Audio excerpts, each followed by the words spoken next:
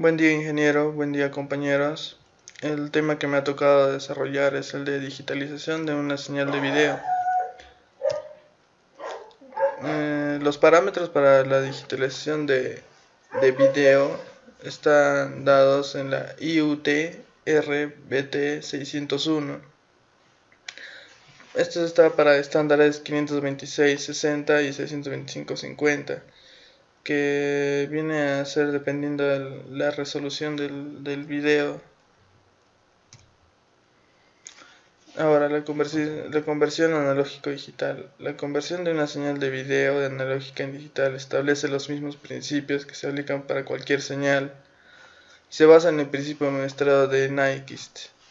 ¿De qué consta este principio de muestreo de Nyquist o teorema de Nyquist?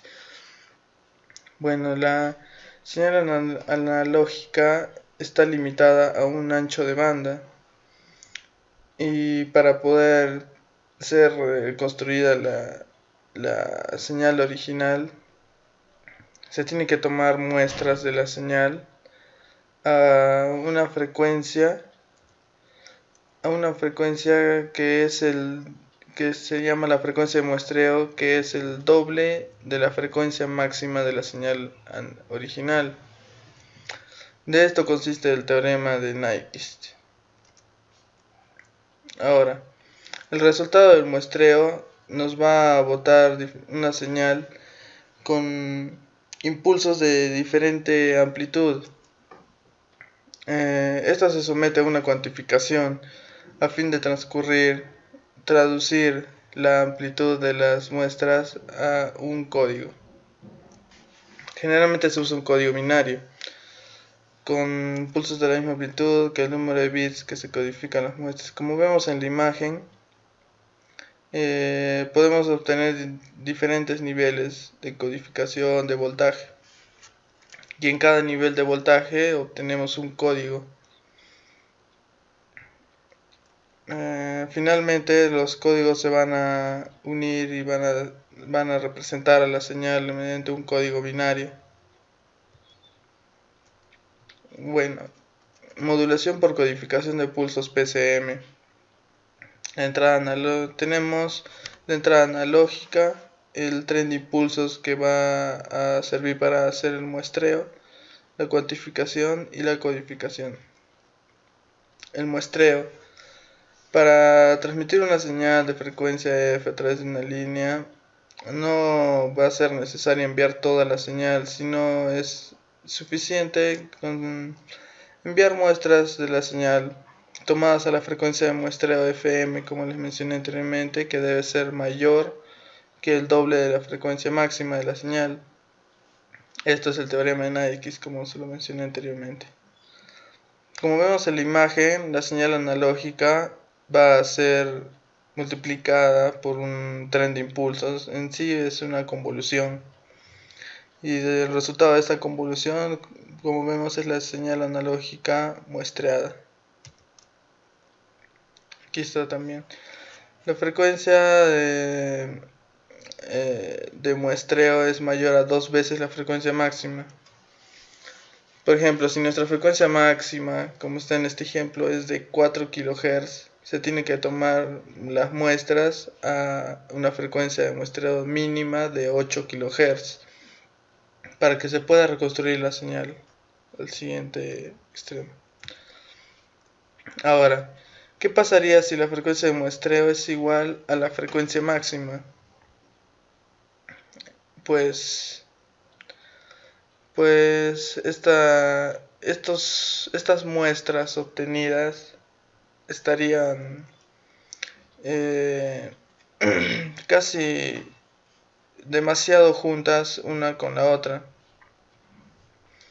Esto no nos permitiría nos dificultaría el trabajo de usar los filtros para obtener las señales. Y ahora, ¿qué pasaría si la frecuencia de muestreo es menor que la frecuencia máxima? Pues los impulsos que obtengamos van a estar sobrepuestos unos sobre otros, y así va a ser mucho más difícil reconstruir la señal, casi imposible. Ahora, los métodos de muestreo. tenemos un tiempo de muestreo que es entre señal y señal, como vemos en la primera imagen de arriba. Y también tenemos el tiempo para tomar la muestra, que es la barrita gris. Ahora, en el ejemplo de arriba podemos ver que al iniciar el tiempo del muestreo, eh, la muestra que obtengamos va a seguir a la señal analógica, dependiendo de su amplitud. Pero la de abajo, que es la más utilizada, que es el sample and hold, en el momento que toma la muestra, pues el nivel de energía, o sea, el nivel de voltaje que se obtenga ahí se mantiene por el tiempo que dure el tiempo para tomar la muestra.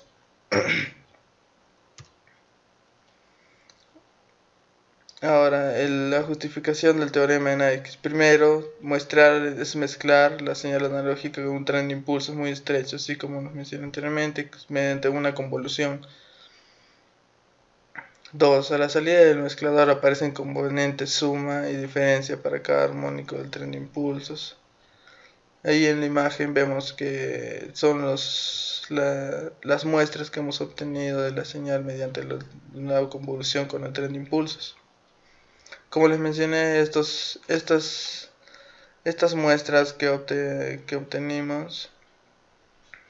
obtenido, dependiendo de la frecuencia, de la magnitud de frecuencia de muestreo, van a estar más pegadas o más separadas para su posterior regeneración en el otro extremo. 3. Para recuperar la señal original solo es necesario un filtro pasabajo que deje pasar el espectro entre F mínimo y F máximo. Por eso es que necesitamos que la frecuencia de muestreo sea mayor a 2 veces la frecuencia máxima para poder utilizar los filtros con comodidad. Ahora, la cuantificación y codificación.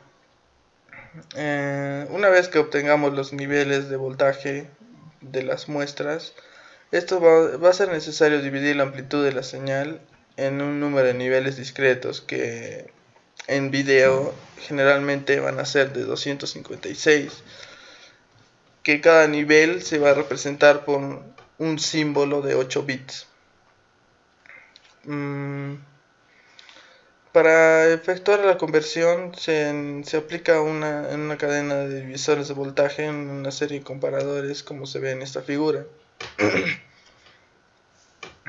Ahora, la señal muestreada va a ser nuestra primera entrada a los comparadores,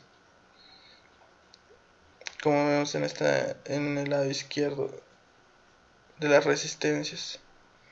Luego vamos a tener un voltaje de referencia que va a ser nuestra segunda entrada de los comparadores. Este va a ser un voltaje fijo para cada nivel. Ahora, ¿cómo funciona esto?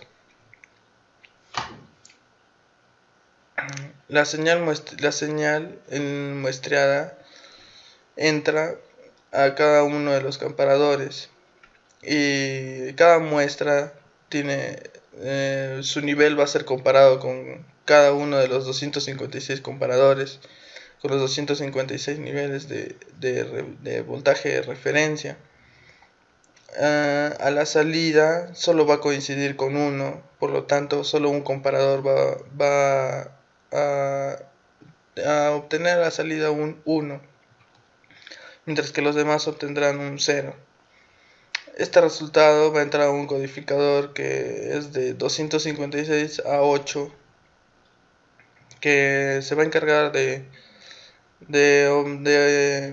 darnos una salida binaria en paralelo con un símbolo de 8 bits.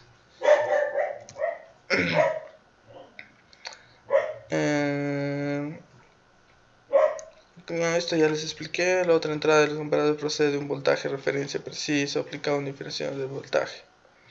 La salida de los comparadores aplica a un conversor de código de 256 entradas y 8 salidas. A la salida del codificador se tendrá una palabra o símbolo de 8 bits en paralelo. Esta se puede convertir a una secuencia de bits en serie. Bueno, los códigos de línea. Estos son unos códigos de línea básicos, por decirlo así. Son los más simples. Tenemos el primero, que es de no retorno a cero. Con retorno a cero, regreso a polaridad, regreso a cero a cero bipolar con inversión alterna de marca, Manchester y Miller. Se los voy a explicar más adelante, cada uno. Bueno, las características de los códigos de líneas son, las principales son estas: autosincronización, contenido suficiente de la señal de temporalización de reloj, que permite identificar el tiempo correspondiente a un bit, capacidad de detección de errores. Algunos van a poder detectar errores y en algunos casos corregirlos. Inmunidad al ruido, tiene la capacidad para detectar adecuadamente el valor de la señal ante la presencia de ruido. Densidad espectral de potencia, igualación entre el espectro de frecuencias de la señal y la respuesta en frecuencia del canal de transmisión. La transparencia, independencia de las características del código en relación a la secuencia de unos y ceros que se transmite. Aquí está el código no regreso a cero. Como vemos, los unos van a ser puramente un voltaje 1, que generalmente son 5 voltios o cerca. El 0 es simplemente un 0, un voltaje de 0, y así son todos los bits. Ahora las características del no retorno a cero. La autosincronización no contiene señal de temporización, no permite detectar errores.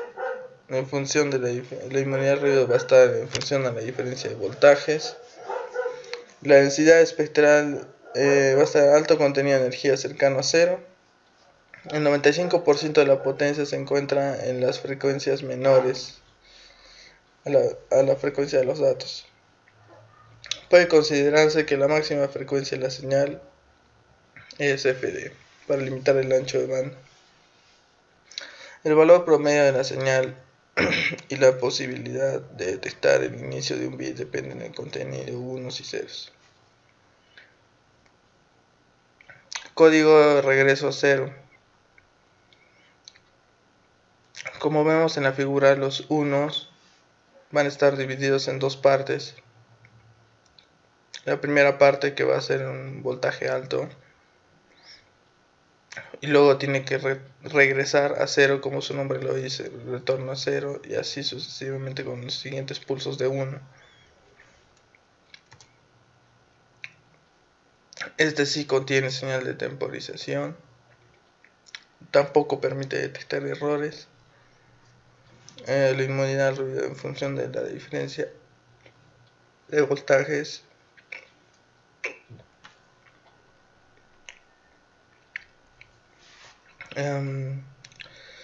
Densidad espectral de potencia, alto contenido de energía cercano a cero, doble ancho de banda que no retorna a cero, por lo mismo que empieza con un 1 y retorna a un 0 siempre en cada pulso, que el bit sea 1. Puede considerarse la máxima frecuencia de señales 12 FD. El valor promedio de la señal y la posibilidad de detectar el inicio de un bit dependen solamente del contenido de ceros. No regreso a polaridad.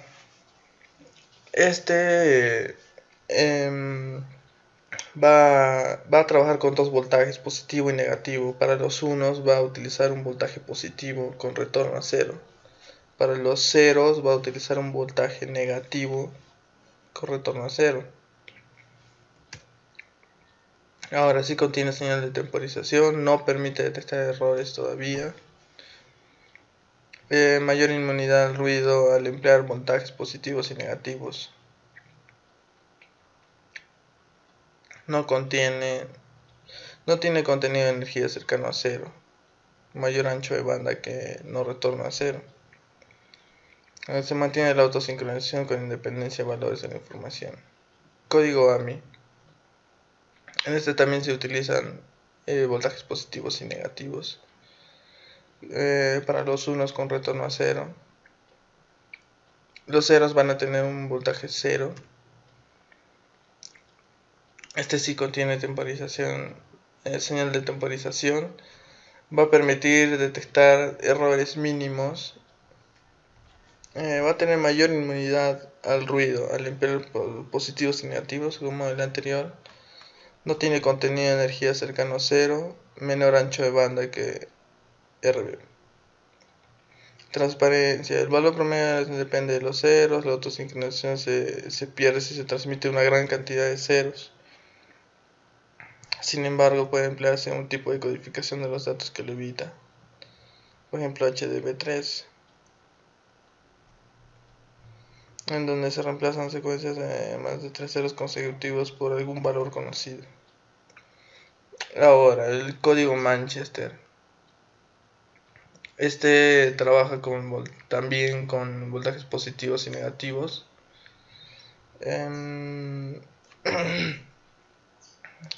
Para los bits que sea un 1 va a empezar con 1 y va a terminar con un voltaje negativo. Para los bits que sean 0 va a empezar con un voltaje negativo y va a terminar con un voltaje positivo. Ahora, si contiene señal de temporización, permite detectar cierto tipo de errores, mayor inmunidad al ruido, como los anteriores, no tiene contenido de energía cercano a cero, doble ancho de banda que AMI. La autosincronización se mantiene independientemente del valor de información. Bueno, este es un ejercicio resuelto simple. Dice, suponga que la salida de una radio FM debe digitalizarse. Calcule la tasa mínima de muestreo, considerando que la frecuencia máxima del audio para la difusión es 15 kHz. Bueno, como vimos anteriormente, simplemente es el doble de la frecuencia máxima de la señal. Y en este caso van a ser la respuesta 30 kHz. Dice B, la tasa de muestreo utilizada en la práctica. Bueno, en la práctica se va a hacer 45 kHz. ¿Por qué? Porque en la práctica se va a ver que se usa una tasa de muestreo de 3 veces la frecuencia máxima. ¿Por qué? Porque va a permitir utilizar, porque los filtros no son perfectos, o sea, los filtros van a ser como no van a tener un ancho de banda exacto perfecto, por lo tanto van a tender a ampliarse un poco más, por lo que se va a usar una frecuencia 3 veces de la frecuencia máxima de la señal. Y este es un ejercicio propuesto que lo conseguí en internet para que lo puedan averiguar y resolver. Bueno, eso es todo con mi exposición. Gracias.